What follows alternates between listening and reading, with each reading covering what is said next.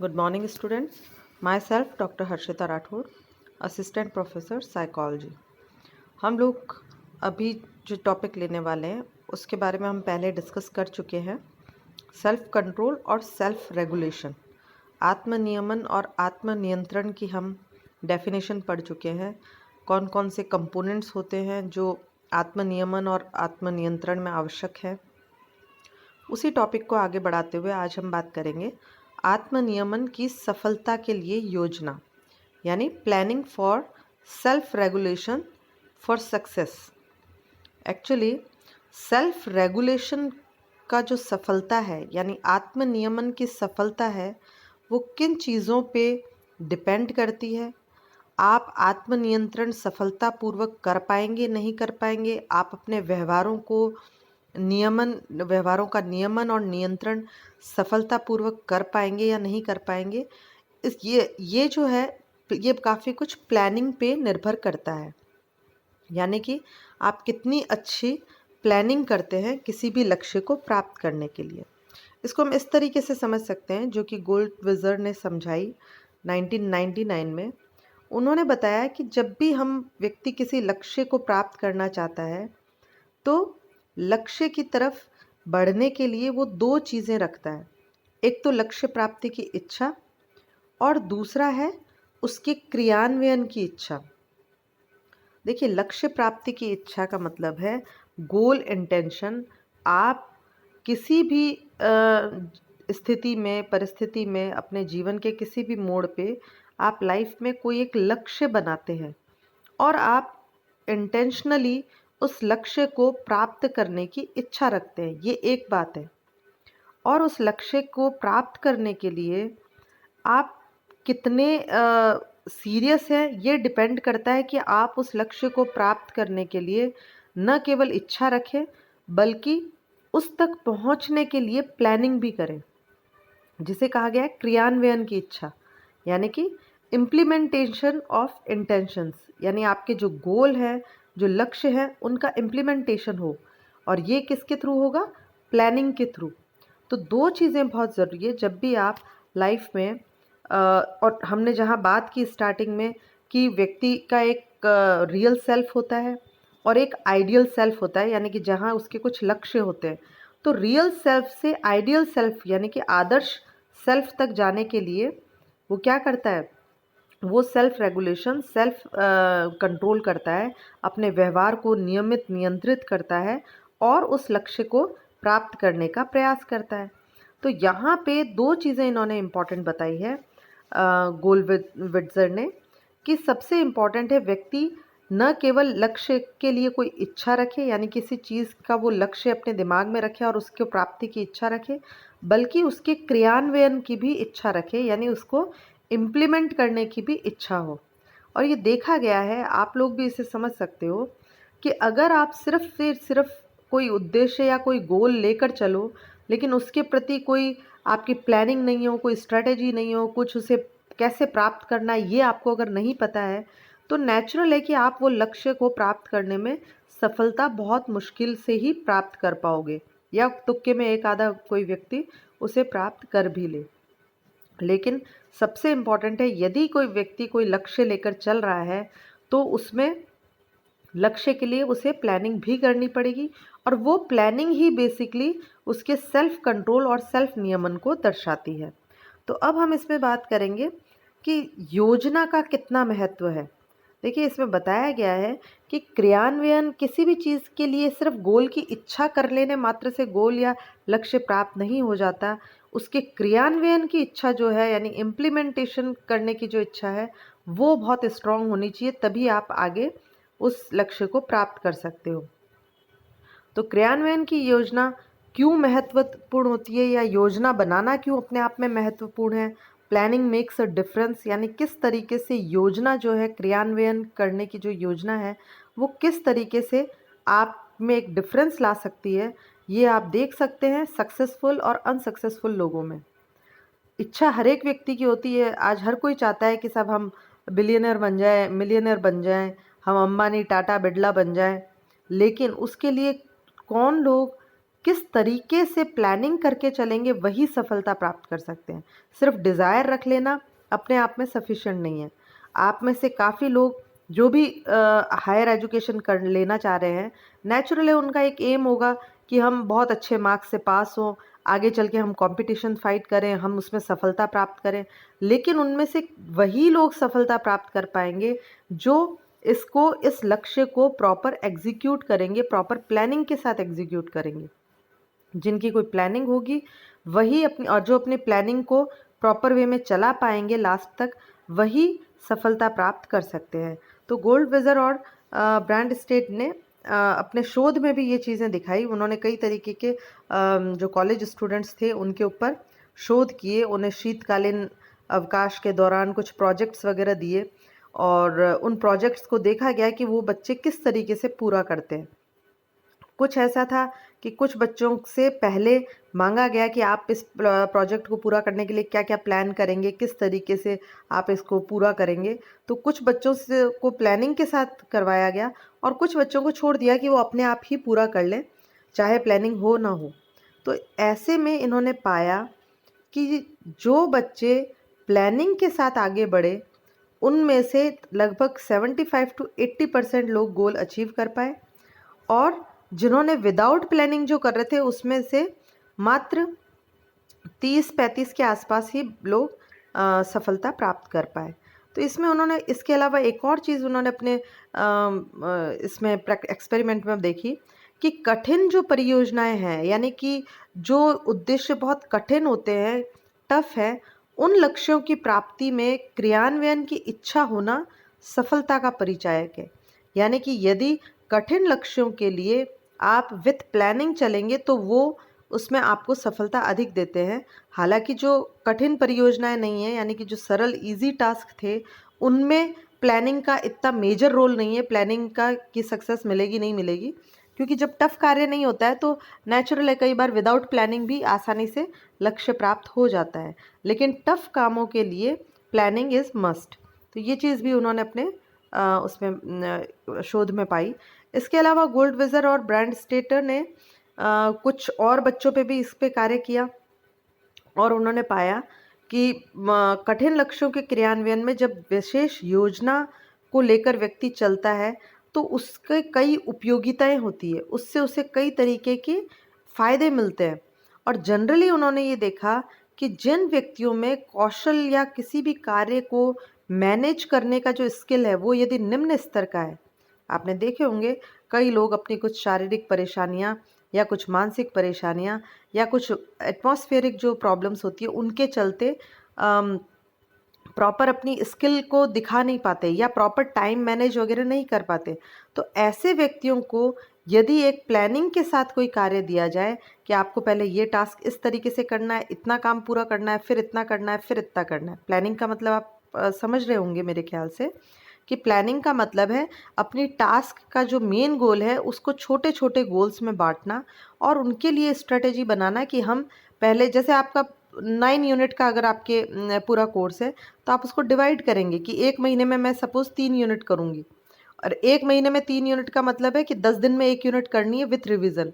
तो अब आप उसमें डिसाइड करेंगे कि मुझे 5 या 6 दिन में यूनिट कंप्लीट करनी है, देन मुझे 2 दिन रिवाइज करना है, देन मुझे 2 दिन उसमें उसके हार्ड क्वेश्चंस वगैरह वो उनको टच करना है। तो इस तरीके से करते हुए जब अगर आप करेंगे छोटी छोटी प्लानिंग, 1 यूनिट 1 वीक में हो गई, फिर दूसरी यूनिट, तीसरी यूनिट, तो इस तरीके से आपका डेफिनेटली 3 महीने में जो आपका मेन एम है कि मुझे एग्ज़ाम तक अपना कोर्स कंप्लीट कर लेना है, वो हो जाएगा अचीव। तो यहाँ उन्होंने देखा कि जिन लोगों में ये मैनेजमेंट स्किल्स कम होती है for any kind of reason, like वो कोई ड्रग अल्कोहलिक हैं या उनकी ब्रेन में कोई लग गई है या किसी तरीके की साइकोलॉजिकल प्रॉब्लम से ग्रसित है, तो ऐसे लोगों को यदि प्लानिंग के साथ कोई काम दिया जाए तो वो अपना उसमें सेल्फ कंट्रोल उनका ज़्यादा होता है। उन्हें अगर दे दिया जाए कि दिन में आपको 3 घंटे पढ़ना है और 3 घंटे में आपको इतना कोर्स कंप्लीट करना है, तो नेचुरल है कि धीरे धीरे वो अपने एम को पा लेते हैं।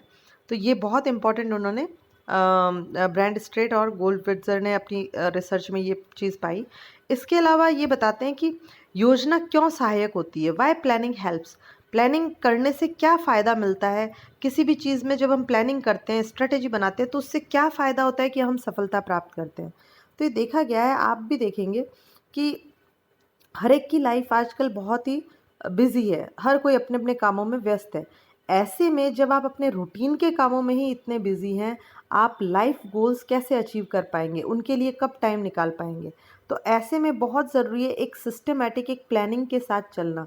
यदि आप अपने रूटीन कार्यों के साथ ही आप अपने जो मेन आपका लाइफ गोल है उसके लिए भी आप प्लानिंग कर लें कि इतनी बजे ये करना है, इसके साथ पढ़ाई करनी है। सपोज़ कोई घर में आजकल आप कॉलेज स्टूडेंट्स हैं तो नेचुरल है कि घर में काम-काज भी करना होता है, मम्मी की भी हेल्प करनी है, घर में शादी-ब्याह का काम है, पैकिंग-शैकिंग, शॉपिंग ये सब भी करना है आपको।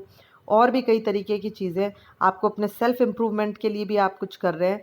ऐसे में पढ़ाई, स्टडीज़ में भी आपको अच्छे स्कोर करने हैं। तो कैसे आप इन सब रूटीन के कामों के साथ अपनी इस पढ़ाई को भी लेके चलोगे, इस गोल को भी लोगे? तो नेचुरल है, विदाउट प्लानिंग ये पॉसिबल नहीं है। और यदि आप अपने बिज़ी शेड्यूल को इस तरीके से मैनेज कर लें, इस तरीके से प्लान कर लें कि इतनी बजे ये करना है, इतनी बजे ये करना है, इतने टाइम में ये कंप्लीट करना है, तो नेचुरल है आपका लाइफ स्टाइल एक सिस्टमेटिक हो जाएगी। और वही आत्मनियमन और आत्मसंयम है। और इसी आत्मनियमन और संयम के साथ आप अपने लाइफ गोल भी अचीव कर सकते हैं। तो ये बहुत इम्पॉर्टेंट है कि योजना बनाकर काम किया जाए। अब जैसा इन्होंने बताया कि योजना बनाने कर काम करने के जो महत्वपूर्ण कारक है कि क्यों योजना बनाकर काम करने से व्यक्ति सफल होता है, उसके लिए उन्होंने सबसे पहला बताया है लक्षित व्यवहार की स्वचालित क्रियाशीलता, automatic activation of goal behaviour. जब आप प्लानिंग के साथ कोई काम करते हैं और निरंतर उस प्लानिंग को पूरा करते रहते हैं, तो धीरे धीरे वो चीज़, वो एक्टिविटी आपकी आदत बन जाती है, आपकी हैबिट बन जाती है। और ये हैबिट अल्टीमेटली आपको अपने गोल तक पहुंचाने में आपको बहुत ज़्यादा एफर्ट्स नहीं लगाने पड़ते, आप आराम से पहुंच जाते हो। आपने सुना होगा जब बोर्ड एग्जाम्स में बच्चे टॉप करते हैं, उनकी अगर आप दिनचर्या की बात करें तो कई बार बच्चे आपको इस तरीके के, जब उनसे पूछा जाता है आपने कैसे कर लिया, कैसे आप 99% ले आए, 98% ले आए, तो कई जो बच्चों का इंटरव्यू आप देखिए मैक्सिमम यही बोलते हैं कि हमने ज़्यादा कुछ एफर्ट्स नहीं किए, बस ये था कि हमने अपने सोशल मीडिया और जो शादी ब्याह इनसे थोड़ा हम दूर रहे साल भर, और उसके अलावा रेगुलर स्टडीज़, जो वो कहते हैं कि हमने 5 घंटे 6 घंटे की रेगुलर स्टडीज़ की। तो अब आप देखिए, जब बच्चे ने रेगुलर स्टडीज़ का मतलब है कि जो व्यवहार उसको लक्ष्य तक पहुंचाएगा, उस व्यवहार को उसने अपना रूटीन बना लिया। रूटीन बनाने से सपोज़ उसने डिसाइड कर लिया कि मुझे सुबह 5 बजे उठना ही उठना है और 5 से 10 बजे तक मुझे नॉन स्टॉप 5 घंटे पढ़ना है। बीच में आधे घंटे का गैप ले लिया या ब्रेकफास्ट कर लिया या जो भी है, लेकिन मुझे नॉन स्टॉप 10 बजे तक पढ़ना है। फिर मैं थोड़ा बहुत अपना स्कूल का काम देख लूँ या कुछ भी कर लूँ, उसके बाद फिर से मैं 12-1 बजे बैठ जाऊँ, 2-3 घंटे तब पढ़ लूँ। शाम को मैं अपना एन्जॉय करूँगी, मैं अपना दूसरे कुछ काम करूँगी। तो आप देखिए, जब उनका ये रूटीन बन जाता है, तो इस रूटीन से सबसे इम्पॉर्टेंट क्या चीज़ है कि व्यक्ति को एक्स्ट्रा एफर्ट्स नहीं लगाने पड़ते, एक्स्ट्रा कोशिश नहीं करनी पड़ती उस मेन एम तक जाने के लिए। वो उन्हीं रूटीन कार्यों के साथ अपना पढ़ाई करता चला जाता है और एफर्टलेसली वो अपने लक्ष्य तक पहुंच जाता है। तो यही चीज़ बता रहा है कि automatic activation of goal behaviour, लक्ष्य प्राप्ति की तरफ जो आपका व्यवहार है वो ऑटोमेटिकली एक्टिवेट हो जाता है जब आप कोई प्लानिंग कर लेते हैं, जब आप प्लान के थ्रू चलते हैं। तो ये चीज़ इन्होंने बहुत इंपॉर्टेंट की है कि, और इसको आप बहुत अच्छे से एक्सपीरियंस कर सकते हो जब आप गाड़ी चलाना या साइकिल चलाना सीखते हो। स्टार्टिंग में आपका पूरा फोकस और बहुत ज़्यादा एफर्ट लगते हैं आपको कि कब ब्रेक लगाना है, कब पैडल पे कैसे करना है, बैलेंस भी बनाना है। अगर आप साइकिल चलाना पहली बार सीखे हों और आपको ध्यान हो तो बैलेंसिंग एंड पैडल कैसे मारने हैं और किस तरीके से हैंडल सामने देखना भी है, प्लस कुछ चीज़ आते ही ब्रेक भी लगाना है, ये भी याद रखना है। तो ये सारी चीज़ें स्टार्टिंग में बहुत ज़्यादा मेहनत मांगती है, लेकिन जब एक बार आप रेगुलर उसको प्रैक्टिस में लेते हो और सीख जाते हो, तो फिर एफर्टलेसली आप साइकिल चलाते हो। आपको ध्यान ही नहीं रहता है कैसे आप बैलेंस भी कर पा रहे हो, ब्रेक भी लगा पा रहे हो, और चाहे आप साथ में चलने वाले से बात भी करते हुए चले जा रहे हो, तो ये सब चीज़ें ऑटोमेटिक हो जाती है। तो इसी तरीके से सेल्फ जो एफर्ट्स है उनको कम करने का प्लानिंग एक बहुत ही अच्छा तरीका है। इसके द्वारा आपका व्यवहार जो है वो ऑटोमेटिकली नियंत्रित होता है और आपको लक्ष्य की तरफ लेकर जाता है। इसके अलावा दूसरा चीज़ है आत्मसंयम, संसाधनों का संरक्षण। देखिए, जब भी आप किसी चीज़ के लिए कोई एफ़र्ट्स करेंगे तो उसमें आपकी बॉडी की एनर्जी ख़त्म होती है, ये हम सब जानते हैं। अगर अ, आप में किसी तरीके की क्रेविंग हो रही है, आप कोई चीज़ खाना चाह रहे हैं, सपोज़ बहुत मोटे हैं, अब आप में खाने के लिए कुछ कर रहे हैं, तो नेचुरल है कि आप अगर वो नहीं खाएँगे, आप अपने आप को कंट्रोल करेंगे, तो उसमें भी आपकी एनर्जी लॉस होती है। तो ये कहा देखा गया है कि जो भी आत्म नियमन की टेक्निक्स है या सेल्फ कंट्रोल, सेल्फ रेगुलेशन जब भी व्यक्ति करता है, तो उसमें उसकी मानसिक और शारीरिक दोनों शक्तियों का व्यय होता है। और क्योंकि शक्ति तो हमारे पास लिमिटेड है, अब आप एक चीज़ को कंट्रोल करोगे, एक व्यवहार को कंट्रोल करोगे, तो दूसरे व्यवहार को कंट्रोल करने के लिए शक्ति कहाँ से लाओगे? और कितने सारे व्यवहारों को कंट्रोल करोगे? क्योंकि एक लक्ष्य तक पहुँचने के लिए हो सकता है आपको 2, 4, 5, 10 व्यवहारों को कंट्रोल करना पड़े। तो ऐसे में जब आप प्लानिंग के साथ कोई काम करते हो, तो जैसा मैंने बताया, क्योंकि वो एफर्टलेस हो जाता है, और एफर्टलेस होने से क्या होगा कि आत्म संयम जो है, उसमें आपके जो सोर्सेज़ लगने हैं, जो एनर्जी लगनी है, उसका बचाव हो जाता है, क्योंकि आप एफ़र्ट्स नहीं लगाते हो। आपने अगर ये दिमाग में ठान ही लिया कि अगर कोई मोटा इंसान है और वो सोचे कि साहब मुझे तो दूध फीका ही पीना है, मुझे तो मीठा खाना ही नहीं है। अब वो क्या, हर फीकी चीज़ स्टार्टिंग में बहुत भारी लगेगा, बहुत मुश्किल लगेगा, और एफ़र्ट्स लगेंगे कि फीकी चाय नहीं भा रही है, फीका दूध नहीं भा रहा है, और कोई चीज़ फीकी नहीं भा रही है। लेकिन अगर वो उसको प्लानिंग के साथ अपने रूटीन में ले ले, तो धीरे-धीरे उसको फ़ीका भी टेस्टी लगने लग जाता है, और फिर वो एफ़र्टलेसली, ये जो आत्म-संयम है, ये एफ़र्टलेस हो जाता है, ये सेल्फ़ कंट्रोल उसका एफ़र्टलेस हो जाता है, बिना किसी प्रयास के वो कर लेता है आसानी से। तो फिर वो दूसरी चीज़ों पे अपना ध्यान दे सकता है। यदि एक्सरसाइज़ करने की वो ठाने, शुरू के 10, 5, 15 दिन बहुत ज़ोर आता है, लेकिन 15 दिन के बाद आपकी बॉडी खुद एक्सरसाइज़ के लिए हैबिचुअल हो जाती है, और फिर आपको एक्सरसाइज़ करने में मज़े आने लगते हैं, आप उसमें इंटरेस्ट लेने लगते हैं, तो वो एफर्टलेस हो जाता है। तो इस तरीके से ये देखा गया है कि प्लानिंग के साथ जब भी कोई कार्य किया जाता है, तो उससे आपकी बॉडी एनर्जी जो है, मानसिक और शारीरिक शक्ति जो बचती है, आपकी बॉडी का जो ग्लूकोज़ है जिससे आपको एनर्जी मिल रही है, वो बचता है, उसका लेवल बचता है, जिससे कि आप और अधिक अपने लक्ष्य की तरफ जा सकते हैं। तो ये दूसरा फ़ायदा है प्लानिंग के साथ लक्ष्य प्राप्ति करने का। और तीसरी इम्पॉर्टेंट चीज़ है प्रतिबद्धता और आत्मविश्वास, कमिटमेंट एंड कॉन्फिडेंस। जब व्यक्ति आत्म संयम या आत्म नियंत्रण करता है, तो सबसे बड़ी चीज़ है, उसमें कमिटमेंट की फीलिंग होती है। मैं 10 दिन तक मीठा नहीं खाऊंगा, मैं महीने भर तक मीठा नहीं खाऊंगा, मैं 3 महीने रेगुलर एक्सरसाइज करूंगा, चाहे कुछ हो जाए। तो जब ये कमिटमेंट आता है, तो लक्ष्य प्राप्ति तक पहुंचना और आसान हो जाता है। और व्यक्ति जैसे जैसे अपने कमिटमेंट पे सफल होता जाता है, जैसे जैसे अपने कमिटमेंट को पूरा करता जाता है, उसने अगर ये सोच लिया है कि मुझे ये चीज़ करनी है, और उसके प्रति वो प्रतिबद्ध हो जाए, वो कमिटेड हो जाए, तो नेचुरल है, वो कमिटमेंट से उसमें कॉन्फिडेंस भी बढ़ता है। आपने देखा होगा कि जो व्यक्ति कमिटेड होकर, यदि कोई व्यक्ति मोटा है और कमिटेड होकर वो पतला होने की कोशिश करे, एक्सरसाइज करे, और महीने भर में चाहे ज़्यादा नहीं लेकिन 2 या 3 किलो वज़न भी उसने कम कर लिया, तो वो अपने आप, वो कमिटमेंट से जो उसके वज़न में कमी आई, वो उसको फिर अलग से कॉन्फिडेंस देगी, और वो कॉन्फिडेंस से वो आगे फिर से कमिटेड होगा कि इस महीने तो मुझे 5 किलो कम करना है, इस महीने मुझे 6 किलो कम करना है। तो इस तरीके से उसका कमिटमेंट उसको कॉन्फिडेंस को बढ़ाता जाता है, और धीरे धीरे ये निरंतरता बढ़ती जाती है। व्यक्ति का आत्मसंयम और आत्मनियंत्रण से ये दो चीज़ें जब बढ़ती है, तो व्यक्ति लक्ष्य की तरफ आसानी से बढ़ता हुआ देखा जा सकता है। और ये भी ब्रूनस्टीन ने अपने जो रिसर्च है उसमें बताया कि जो व्यक्ति प्रतिबद्धता और आत्मविश्वास के साथ आगे बढ़ते हैं, उनमें वेलबींग भी बहुत अच्छी होती है। उनकी सेल्फ वेलबींग जो है, उनकी सब्जेक्टिव वेलबींग जो है, यानी कि खुद के प्रति एक फील गुड की जो फीलिंग है, वो बहुत अच्छी होती है। आप देख सकते हैं, यदि आप किसी चीज़ के लिए कमिटेड हों, चाहे वो पढ़ाई हो, चाहे वो एक्सरसाइज हो, चाहे वो घर का काम-काज हो, अगर आप एक बार कमिटेड हो जाए कि नहीं, ये काम तो मुझे ही करना है, ये तो मुझे ऐसे ही करना है, ये फ़ाइल मुझे 4 दिन के अंदर बनानी है, ये मुझे काम 10 दिन के अंदर करना है, आप इस तरह कमिटेड होके जब काम करते हैं और उस कमिटमेंट को आप पूरा भी करते हैं, तो नेचुरल है वो आप में एक फील गुड की, एक कॉन्फिडेंस की फीलिंग लाता है और आप उस चीज़ में आगे से आगे बढ़ते हैं। आपका कॉन्फिडेंस लेवल अलग हो जाता है और धीरे धीरे ये चीज़ आप में आपके वेल बीइंग को, आपके आत्मविश्वास और खुशी को भी बढ़ाती है। तो इस तरीके से हम देख सकते हैं कि ये 3 जो इम्पोर्टेंट चीज़ें हैं कि नियमन के लिए प्लानिंग क्यों आवश्यक है?